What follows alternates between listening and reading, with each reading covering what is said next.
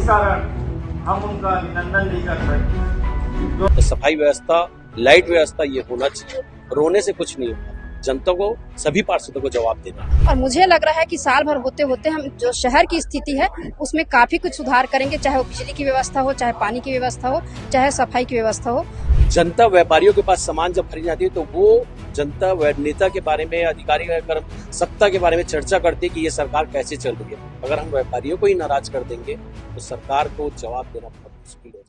दुर्ग नगर निगम की सामान्य सभा आज श्रद्धेय मोतीलाल सभागार में आयोजित की गई। तमाम सारे मुद्दे उठे, लेकिन मेन मुद्दा जो था वो पार्किंग का था। इंदिरा मार्केट में व्यापारियों की समस्या का था, जिसका बखूबी जवाब यहाँ पर दुर्ग की महापौर अलका बागमार ने दिया है। उनका कहना है कि सत्ता में बैठे उन्हें, निगम सरकार, शहर सरकार में बैठे उन्हें मात्र 6 महीने का समय बीता है, लेकिन 6 महीने में स्थिति जो है वो काफी सुधरती नजर आ रही है और आगामी दिनों में भी जो है शहर की जो अव्यवस्थित व्यवस्थाएं हैं उन पर विचार करके सभी चीजों को व्यवस्थित किया जाएगा। वहीं आज का विशेष मुद्दा जो था लाइट, पानी, बिजली और पार्किंग का, उस पर भी शहर सरकार जो है लगातार कार्य कर रही है और आगामी दिनों में उनका कहना है कि दुर्ग का बदला हुआ स्वरूप जरूर देखने को मिलेगा। सामान्य सभा में तमाम तरीके के मुद्दे जो उठाए गए सभी पर विचार विमर्श किया है और सभी मुद्दों पर बिल्कुल विशेषता से कार्य करने की बात यहाँ पर दुर्ग की महापौर अलका बागमार ने की है। वहीं सभापति से जब हमने बातचीत की तो उनका भी कहना था जो भी गलत विषय है उस पर भी ध्यान दिया जाएगा और लगातार जो मुद्दे जनता ने उठाए हैं, पार्षदों ने उठाए हैं, विपक्ष ने उठाए हैं, वो मुद्दे कहीं ना कहीं सही है। तो ये हमारे लिए सोचने का विषय है कि जनता जो है वो मुद्दे उठा रही है और उस पर यदि हम कार्य नहीं कर पा रहे तो ये हमारी अक्षमता है। काफी शालीनता से आज की जो सामान्य सभा है वो पूरी निपटी है। क्या विशेष मुद्दे आज रहे? शहर में जो मुद्दा चल रहा है बिजली, पानी और सफाई को लेकर के मेन मुद्दा वही था। बाकी जो एजेंडे थे, 8 एजेंडे थे, 8 एजेंडे में से एक एजेंडा अभी रोका गया है और बाकी 7 एजेंडा पारित हो गया है। और बाकी बिजली के विषय में चर्चा हुआ तो बिजली का विषय ये है कि पार्षद निधि, महापौर निधि और आपका जो निगम फंड से हम अभी बिजली नहीं खरीद सकते, पर चूंकि कल हम मंत्री जी से मिले हैं तो उन्होंने 40 लाख रुपया बिजली में देने के लिए तैयार हुए हैं और दिवाली के पहले बिजली लग जाएगी। आपके कार्यकाल में काफी सारी व्यवस्थाएं अभी देखने को मिल रही, लगातार आप विजिट में मॉर्निंग में निकल रही हैं।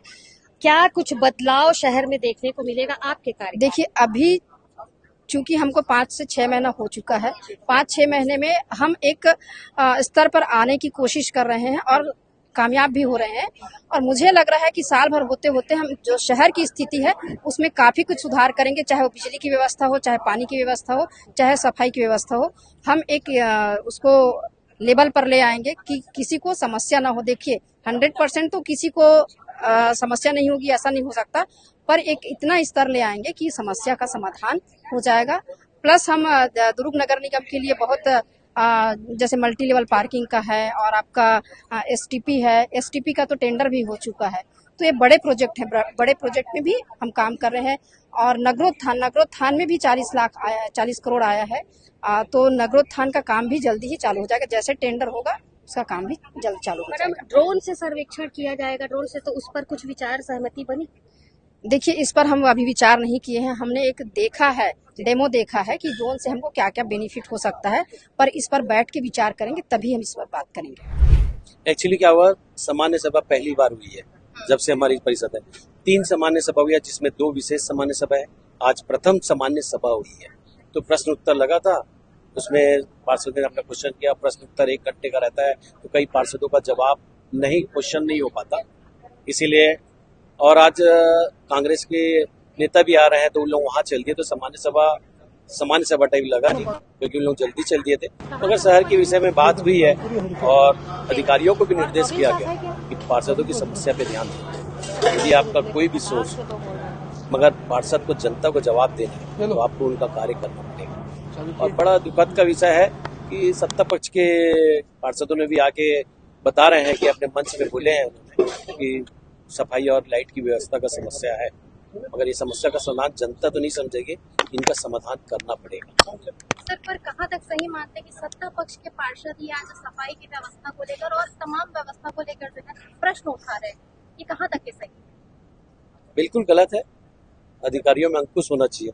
सफाई व्यवस्था, यदि पहले साधन नहीं था फिर भी सफाई व्यवस्था दिखती थी। सरोज पांडे जी के समय जब 2099 में 2000 में कोई व्यवस्था थी नहीं, इतना पैसा आता भी नहीं था, तो भी सफाई व्यवस्था दिखती थी। आज भी आप दुर्ग की जनता के पास जाओगे तो बोलेंगे कि सरोज पांडे जैसी महापौर होना चाहिए। तो जब उनके पास कोई साधन नहीं था तो उन्होंने जनता के बीच में अपनी इतनी अच्छी छवि बनाई है। तो हमारे पास तो साधनों की कोई कमी नहीं, तो सफाई व्यवस्था, लाइट व्यवस्था ये होना चाहिए। रोने से कुछ नहीं होगा, जनता को, सभी पार्षदों को जवाब देना है। तो ये सब मुद्दे उठे हैं। आज का मेन मुद्दा कौन सा था? पार्किंग को लेकर के काफी सारी बातें की जा रही है, निगम अवैध वसूली कर रहा है और कभी कल ही जो है वो 5-5 हजार रुपए की रसीद काटी गई है कुछ फल दुकानदार। सबसे पहली बात तो जब कोई ठेका होता है तो उसमें बोर्ड टंगा रहता है स्वीकृति रेट। नगर निगम ने क्या रेट से आपकी स्वीकृति प्रदान कर, क्या वो बोर्ड वहां पे है? अगर नहीं है तो वो गलत है। अगर ज्यादा पैसा ले रहे हैं तो तुरंत टेंडर निरस्त करने का अधिकार नगर निगम को है। अगर वो ज्यादा वसूली कर रहे हैं तो उनका टेंडर तुरंत निरस्त कर देना चाहिए।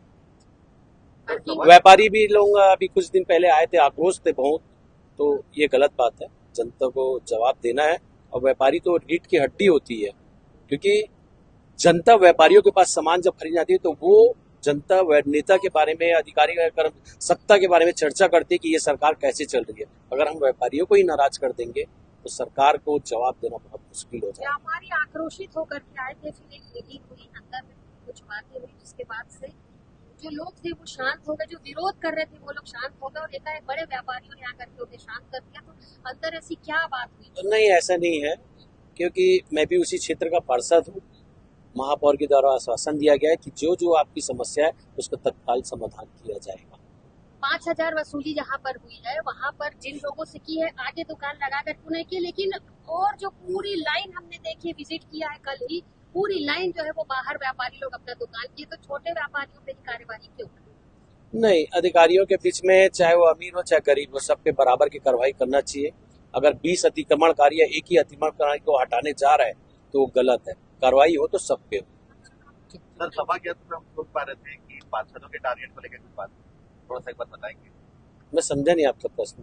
लास्ट में आप बोल रहे थे ना कुछ टारगेट। हाँ, देखो क्या है, जब पार्षद था ना, पीडब्ल्यूडी चेयरमैन था, तो सभी उपयंत्री जाता था पार्षदों के घर, पार्षदों को फोन करके बोलता था कि आपको क्या क्या एस्टीमेट बनाना है। तो 5 साल सरोज पांडे कार्यकाल में 5 साल का रीजन पहले तैयार हो जाता था कि हमको 5 साल में ये काम अपने वार्ड में करना है। आज पार्षद फोन लगाते रहते हैं तो उपयंत्री अगर नजर नहीं आते, मतलब एक अलग दिशा लाइन है। तो पार्षदों के पास जाए, नए पार्षद है, उनको ये नहीं मालूम है कि कैसे पहले एस्टीमेट बनाना पड़ता है, फिर उसको MIC से पास कराना पड़ता है, फिर शासन के पास जाता है। तो ये सब जानकारी उनको अवेलेबल कराना चाहिए। आज 8 महीना हो गया, पार्षद इससे अनभिज्ञ है और जो एस्टीमेट बना रहे हैं वो एस्टीमेट दिखता नहीं। शासन से आदेश आ जाता है कि आपको रोड बनाना है तो रोड के लिए कहीं से भी आप वो प्राक्कलन तैयार कर लेते हैं, मगर ये सब कुछ 5 साल का कार्यशैली आपका पहले से बना रहना चाहिए, आपकी रूपरेखा। तो उपयंत्री और सहायक यंत्री का दायित्व है कि पार्षदों के पास जाएं और वो एस्टीमेट बनाएं और क्या बोल रहे हैं उनको सुने। स्वास्थ्य अधिकारी का दायित्व है कि अगर आप उनके वार्ड में या कमिश्नर विजिट कर रहे हैं तो उनको देखें कि क्या समस्या है वार्ड में। अभी आप कमिश्नर का रूटीन देखिए, कमिश्नर का रूटीन सुबेरे उठते हैं, शासन का आदेश है कि हर नगर निगम नगर पालिका के कमिश्नर जाएंगे और सुबेरे विजिट करेंगे, मगर वो कब जाते हैं? 7 बजे जाते हैं, 9 बजे वापस। आप देखेंगे, आप समाचार पत्र है, आपको पहले कमिश्नर और अभी के कमिश्नर में ये अंतर है कि वो जनता से मिलते थे और अभी के कमिश्नर डाटा सेंटर में जाके बैठ जाते हैं, जनता से मिलते ही नहीं। ये अंतर है। तो यही समझाया गया कि आप जनता से मिलो, जनता की समस्या का समाधान करो, ना कि जनता से भागो। फिलहाल दोनों ही ने यहाँ पर सभापति हो चाहे दुर्ग की महापौर अलका बागमार हो, उन्होंने शहर की स्थिति को सुधारने की बात की है और आगामी दिनों में शहर को बदला हुआ स्वरूप देने की बात कही है। तो देखना होगा जो बातें उन्होंने कही है कितनी सच्चाई उसमें है, क्योंकि शहर भी यही है, हम भी यही हैं, अलका बागमार जी भी यही और हैं और सभापति श्याम शर्मा जी भी दुर्ग शहर में ही है। फिलहाल मेरे सहयोगी लक्ष्मीकांत देवांगन के साथ दुर्ग से मैं वीना दुबे, लेकिन हमारे चैनल CG भास्कर को लाइक और सब्सक्राइब करना बिल्कुल ना भूलें। नमस्कार।